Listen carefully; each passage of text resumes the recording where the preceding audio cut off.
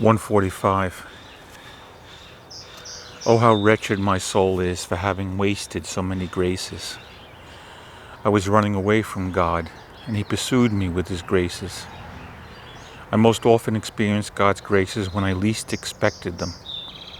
From the moment He gave me a spiritual director, I have been more faithful to grace.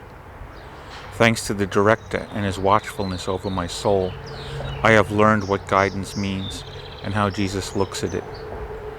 Jesus warned me of the least fault and stressed that He Himself judges the matter that I present to my confessor. And He told me that any transgressions against the confessor touch me myself. When, under His direction, my soul began to experience deep recollection and peace, I often heard these words in my soul: strengthen yourself for combat, repeated over and over at various times. Jesus often makes known to me what He does not like in my soul, and He has more than once rebuked me for what seemed to be trifles, but which were in fact things of great importance. He has warned me and tried me like a master. For many years He Himself educated me until the moment when He gave me a spiritual director. Previously, He Himself had made clear to me that I did not understand, but now He tells me to ask my confessor about everything and often says, I will answer you through his mouth. Be at peace. It has never happened to me that I have received an answer which was contrary to what the Lord wanted of me when I presented it to the spiritual director, Father Sapochko. It sometimes happens that Jesus asks for certain things of me about which no one knows anything, and then when I kneel at the confessional, my confessor gives me the same order. However, this is infrequent.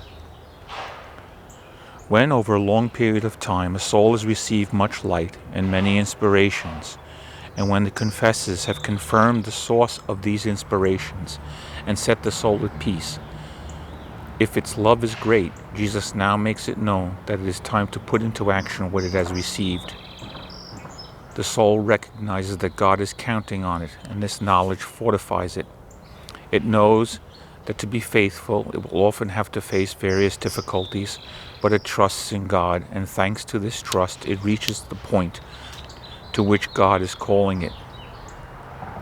Difficulties do not terrify it if they are its daily bread, as it were. They do not frighten or terrify the soul, just as the warrior who is constantly in battle is not terrified by the roar of the cannon. Far from being frightened, it listens to determine from which side the enemy is launching his attack in order to defeat him. It does nothing blindly, but examines and ponders everything deeply, and not counting on itself, it prays fervently and asks advice of other warriors who are experienced and wise. When the soul acts in this way, it nearly always wins.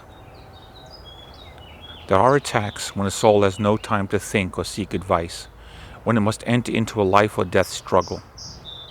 Sometimes it is good to flee for cover in the wound of the heart of Jesus, without answering a single word.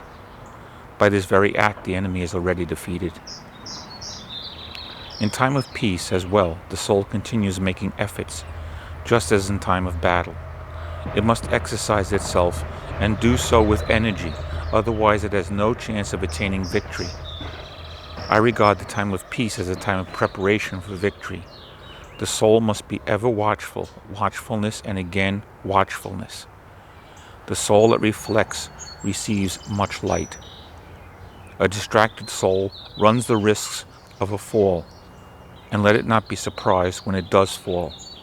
O Spirit of God, Director of the soul, wise is he whom you have trained, but for the Spirit of God to act in the soul, peace and recollection are needed.